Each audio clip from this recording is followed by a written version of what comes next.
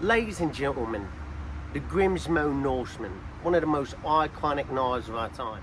While these knives have been steadily decreasing in value, meaning it's a better time than ever to pick one up, their awesomeness has not changed in the least, okay? There's just one thing, and I would love if the Grimsmo brothers, Eric and John, would just do this one little thing, and that is add a thumb stud on the lock side.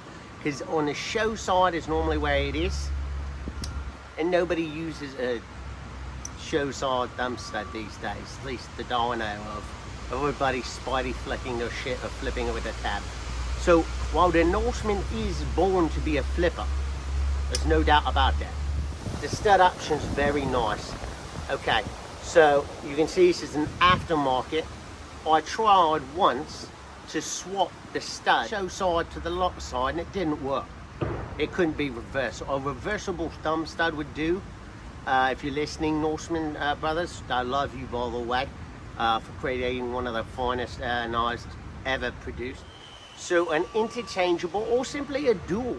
I can't see a downside, honestly. This piece here literally was like a dude got a new Norseman just for the parts, and this is the leftover. Just put together his ideal Norseman, and then this is the leftover, and this is the finest Norseman that I've ever held, primarily due to the fact it's got dual thumb studs. Spidey holes have actually been added as well, which I think is fine.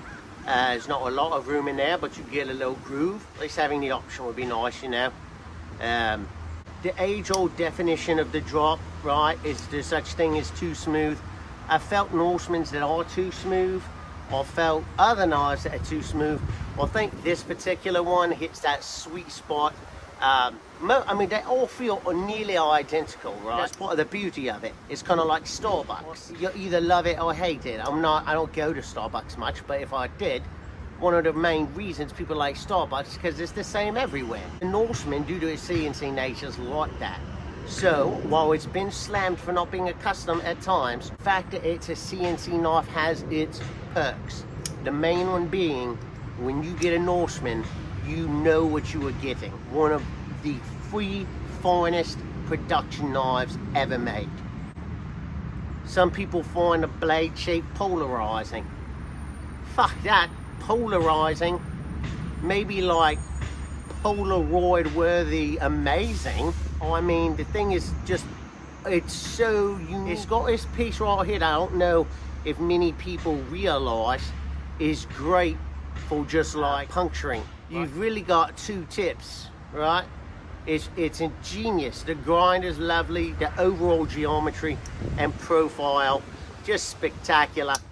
So we have a nice moist tennis court. Ooh, everybody loves that word, don't they? Moist tennis court backdrop here to show this baby off.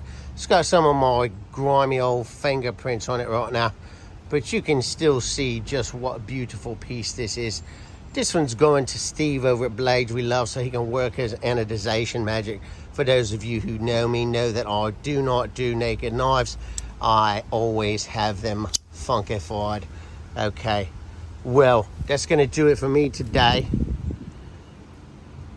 Let me know what you think in the comments, and let me know what you think about doing a knife review in front of a public middle school. Yeah, just dropped my daughters off in the morning, had this baby on me, and just had to break her out.